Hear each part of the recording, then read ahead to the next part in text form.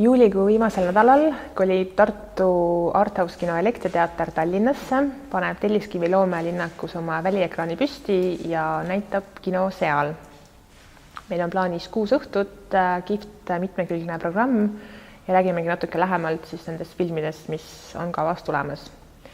Avaõhtul dokfilm Istanbuli tänavakassidest Gedi, imearmas, soe ja filosoofiline film, kõigile loomasõpradele, neile, kes juba teavad, et loomadel on samamoodi isiksused ja igaüks on omanäoline nagu kõik inimesedki. Teisel õhtul Agi Kaurismägi uus film Teispool lootust, aga tabav ja südamlik mõnusa huumoriga film Pagulaskriisist.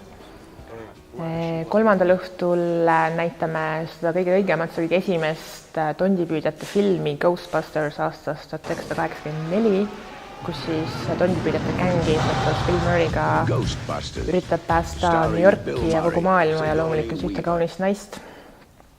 Neljandal õhtul Sofia Coppola uus film Petetud, mille eest ta just äsja Cannes'i festivalil sai ka parima režissööripreemia.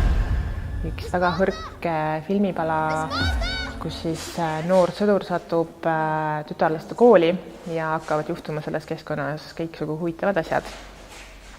Reede õhtul soovib alati vaadata õudusfilmi ja õõvafilm Toorelt siis Prantsusmaalt on meil selleks puhuks teile ette näidata.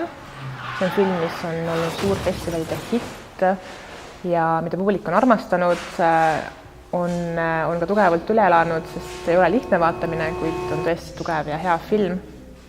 Räägib siis veterinaaria tudengist, kes on taimetoitlane, kuid sunnitakse rebaste ristimisel sööma toorest liha ja see käivitab siis sündmustahela, mis muudab tüdruku elu igaveseks. Ja viimasel õhtul näitame just mõnusat komöödiat Jaht metslastele.